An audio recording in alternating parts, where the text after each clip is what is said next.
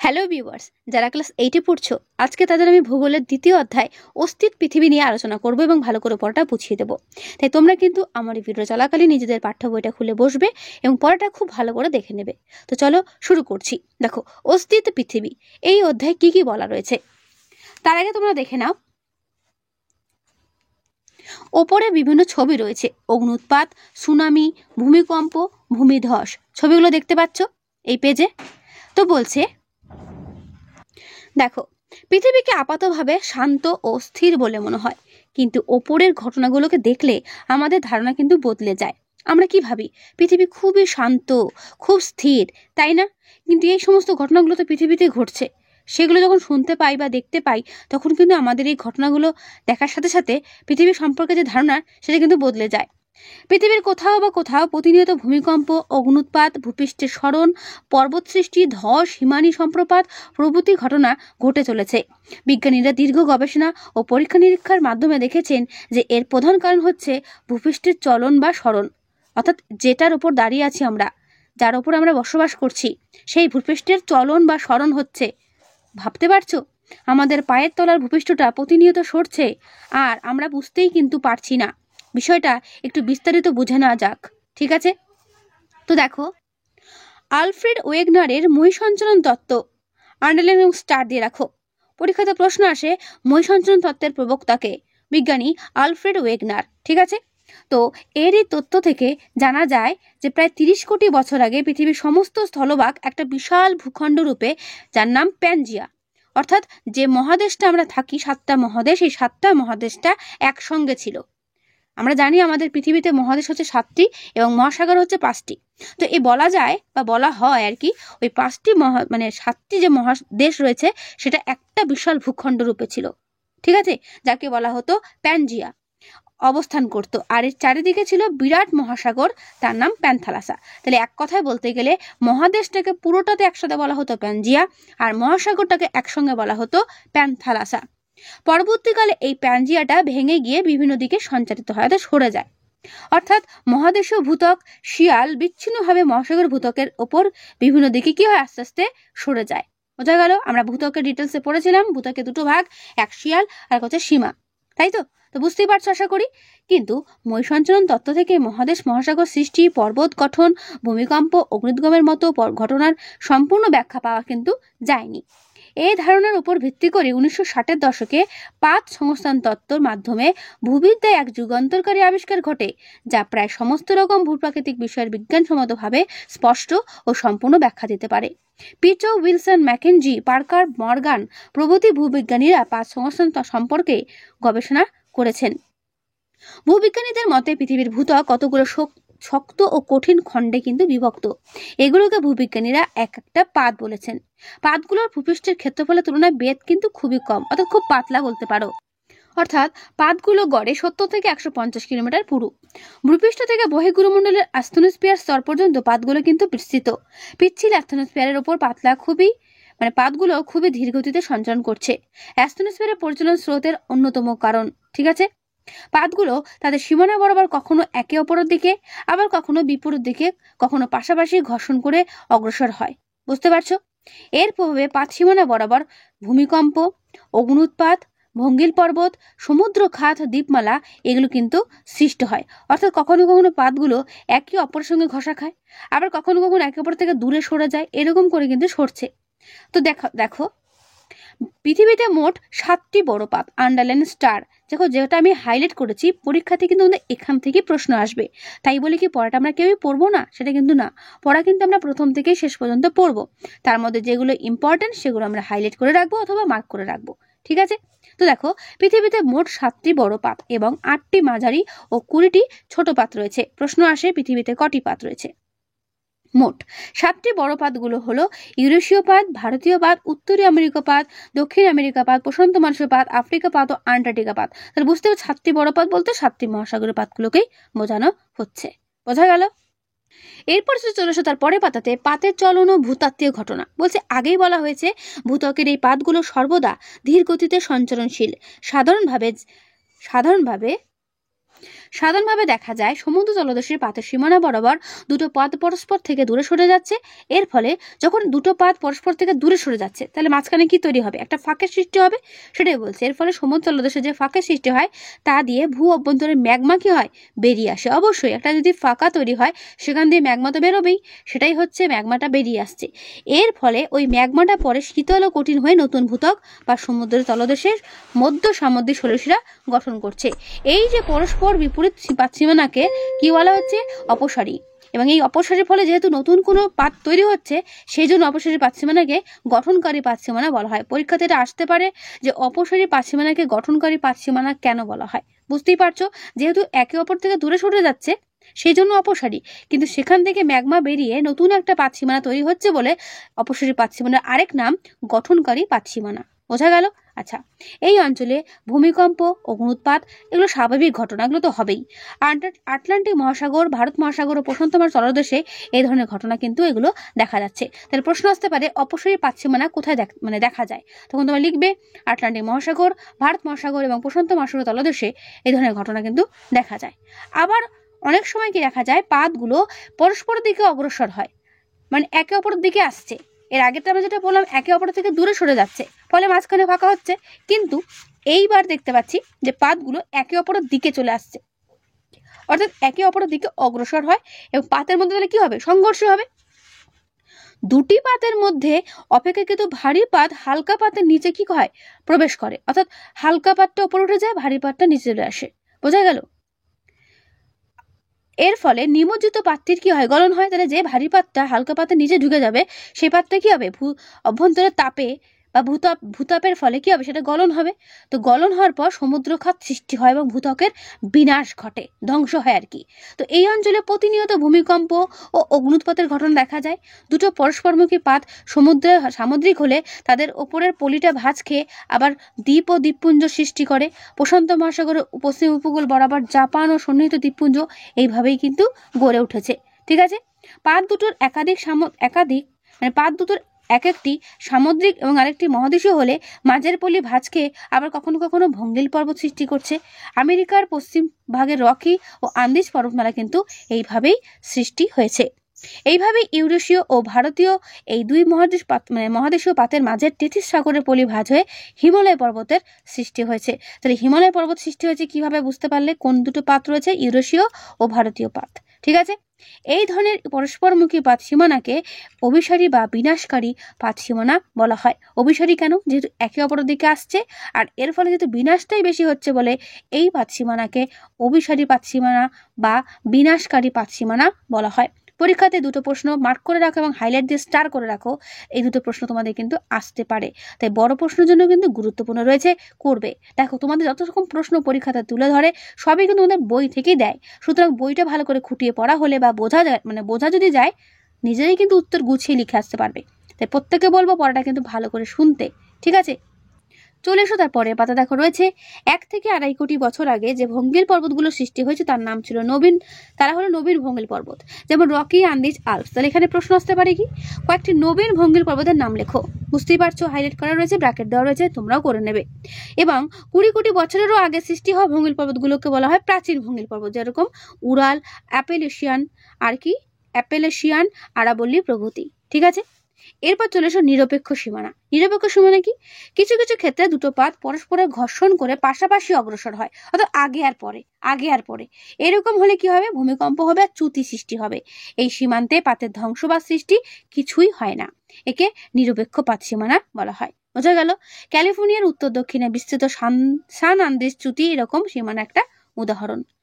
ওকে, তার ঠিক নিচে দেখা রয়েছে প্রশান্ত মহাসাগর পাত বছরে 10 সেন্টিমিটার করে পশ্চিম দিকে সরে যাচ্ছে। এটা মনে রাখবে যে প্রশান্ত মহাসাগর পাত বছরে কত সেমি সরে যাচ্ছে? 10 সেমি সরে যাচ্ছে। আর তোমাদের যেটা আমি বলেছিলাম অপসারী, অভিসারী এবং নিরপেক্ষ পাত সীমানা কিভাবে হচ্ছে, ধরো মোটামুটি মনে করে দুটো পাত দেখো একে অপর থেকে দূরে সরে যাচ্ছে, একে কি বলা হচ্ছে?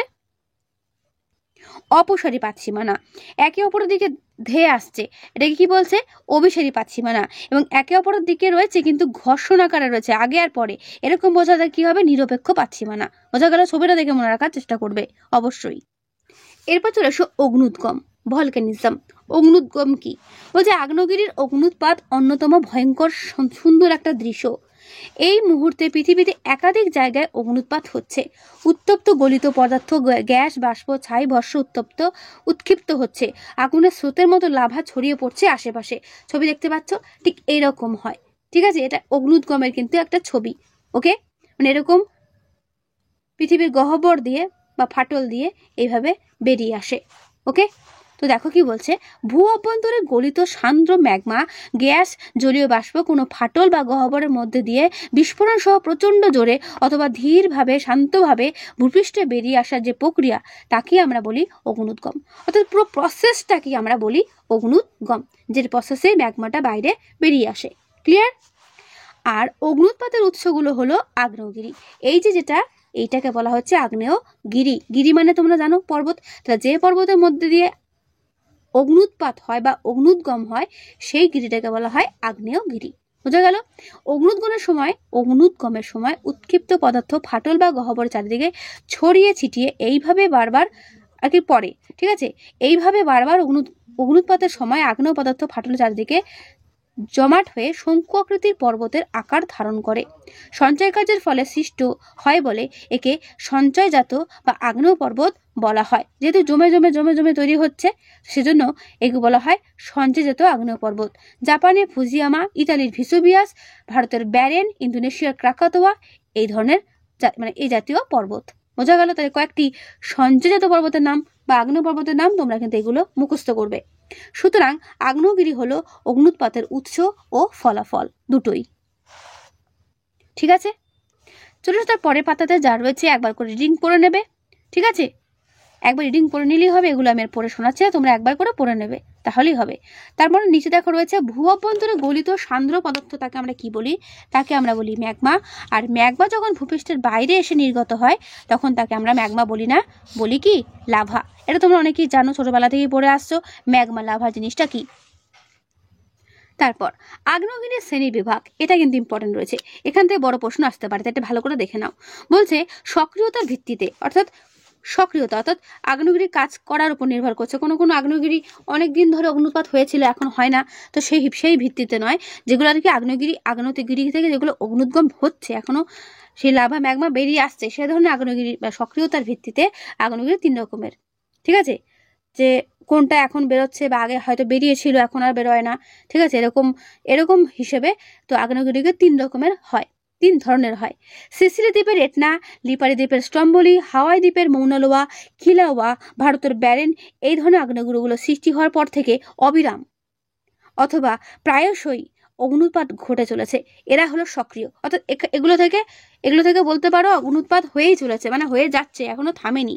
ঠিক আছে, মনে রাখবে লিপারি দ্বীপের স্ট্রম্বলি, হাওয়াই দ্বীপের মৌনালোয়া, কিলাওয়া, ভারতের ব্যারেন এগুলো হচ্ছে সক্রিয় আগ্নেয়গিরির উদাহরণ।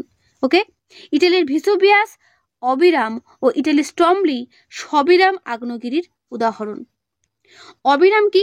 বিরাম নেই, হয়েই চলেছে। আর সবিরাম বলতে মাঝে মাঝেই হয়ে যায়, তাকে বলা হচ্ছে সবিরাম। বোঝা গেল?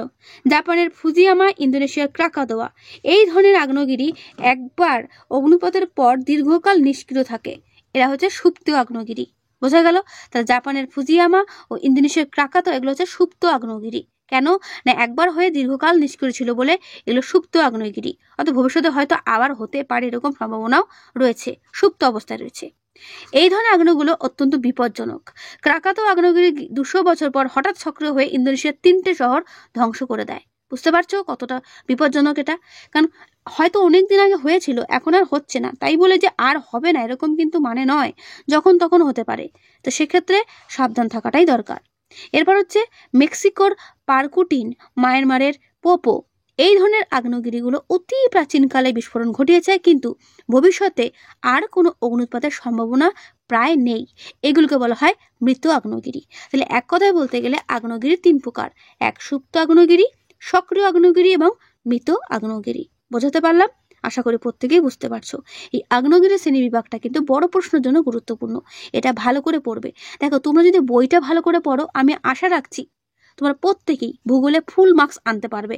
তাই চেষ্টা রাখবে বই থেকেই উত্তরগুলো তৈরি করার। ঠিক আছে, চলে এসো তার পরের পাতায় টিকার জন্য গুরুত্বপূর্ণ 2 নম্বরের প্রশ্ন দুটো।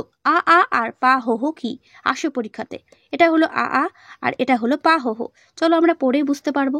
ইন্দোনেশিয়ার আগ্নেয়গিরি থেকে গাঢ় সান্দ্র একরকম লাভা নির্গত হয়। কোথায়? ইন্দোনেশিয়ার আগ্নেয়গিরি থেকে।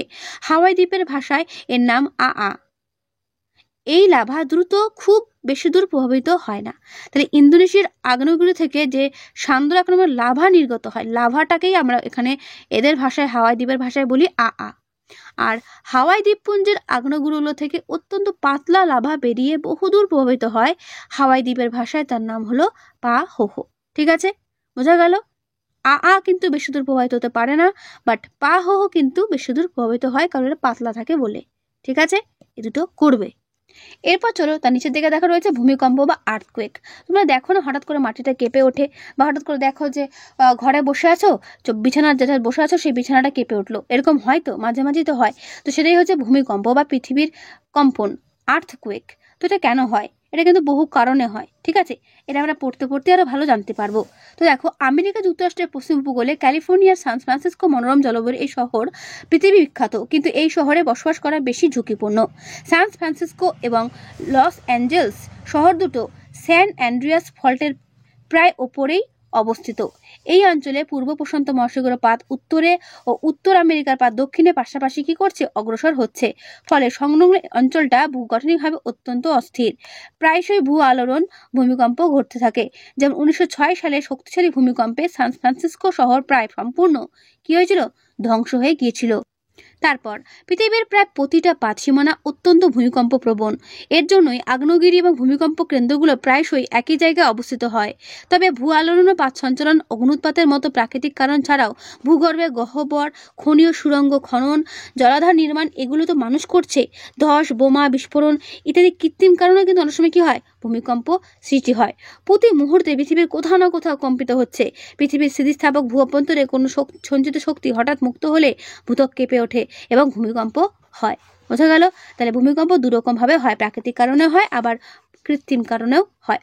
ভূমিকম্পের ভূপৃষ্ঠের নিচের ভূ অভ্যন্তরে যে স্থান থেকে ভূমিকম্পের উদ্ভব হয় তা হলো ভূমিকম্পের কেন্দ্র। তো যেখান থেকে ভূমিকম্প সৃষ্টি হচ্ছে তাকে বলা হচ্ছে ভূমিকম্পের কেন্দ্র।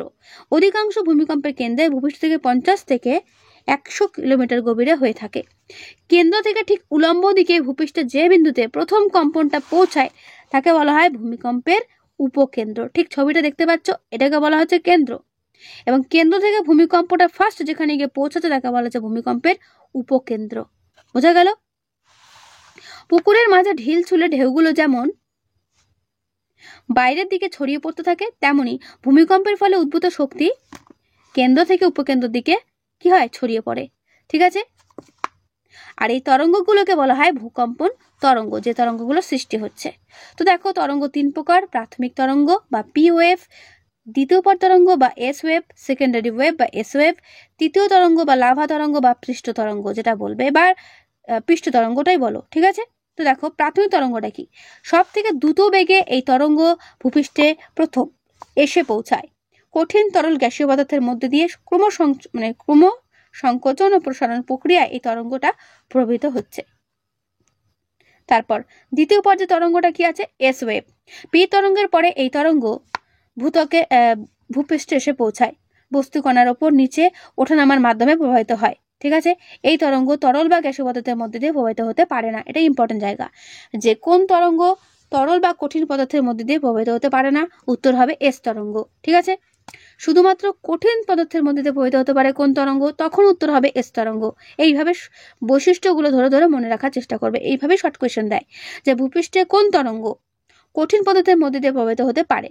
উত্তর হবে এস ওয়েভ। বা ঘুরে যদি আসে ভূপৃষ্ঠের কোন তরঙ্গ তরল বা গ্যাসীয় পদার্থের মধ্যে দিয়ে প্রবাহিত হতে পারে না, সেক্ষেত্রে উত্তর দাঁড়াবে এস ওয়েভ বা সেকেন্ডারি ওয়েভ। ভূপৃষ্ঠের উপকেন্দ্র থেকে ভূপৃষ্ঠের বরাবর 2 ধরনের পৃষ্ঠ তরঙ্গ রয়েছে, একটা লাভ তরঙ্গ, একটা র্যালে তরঙ্গ।